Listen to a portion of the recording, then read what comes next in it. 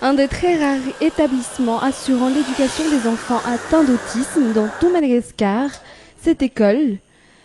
Dès notre entrée, c'est ainsi que les élèves nous accueillent. Enfin, téléspectateurs, téléspectateurs.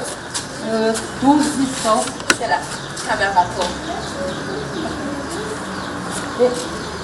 Aina a 12 ans. Voici son cahier. Il est à présent dans la même classe qu'un enfant de 6 ans. En ce moment, il est en classe de 10e.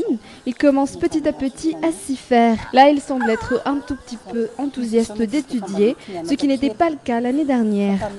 Ils sont 17 enfants à être éduqués dans cette école spécialisée. Ils sont tous autistes. Quelle en est la raison? Jusqu'ici, aucune réponse exacte n'a été trouvée. L'autisme n'est pas une maladie. C'est un trouble chez l'enfant qui n'est pas forcément congénital, mais des événements, des sentiments qu'éprouve la mère ou que l'enfant enfuit et qui sont très difficiles à exprimer et met l'enfant dans cet état permanent. Mis à part cette école, certains parents, comme ceux de Lucas, ignorent totalement ce qui arrive à leur enfant. Ils essaient de faire le maximum pour le guérir, mais pour eux, le plus insupportable sont surtout les préjugés.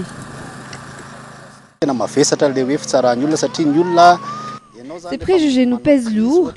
Quand on emmène l'enfant sortir et qu'il fait une crise, les gens nous jugent, ils nous regardent comme si on était de mauvais parents qui ont mal élevé leur enfant parce qu'on n'arrive plus à le contrôler, on ne sait plus quoi faire pour le calmer, on attend juste que ça passe. Tout récemment, nous avons décidé de ne plus sortir de la maison, ne plus aller à des fêtes, parce qu'on sait qu'une fois dehors, il est probable qu'il refasse une crise alors que nous ne pouvons juste pas fuir. Les parents doivent faire en sorte de faire connaître ce qu'est vraiment l'autisme pour que leur entourage puisse changer de point de vue et afin que l'enfant puisse davantage s'ouvrir.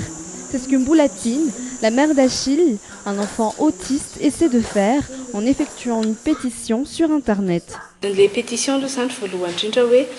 La pétition concerne surtout le manque de spécialistes en la matière ici à Madagascar, alors que nous voulons vraiment savoir si l'enfant est vraiment autiste ou pas. Ce diagnostic doit absolument se faire par de vrais spécialistes. On doit donc le faire ailleurs qu'au pays.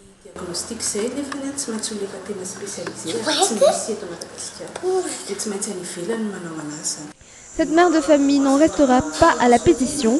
Elle envisage d'autres actions encore pour faire connaître aux gens ce qu'est vraiment l'autisme, mais surtout pour faire retentir la sonnette aux oreilles des autorités concernées afin que chacun prenne ses responsabilités.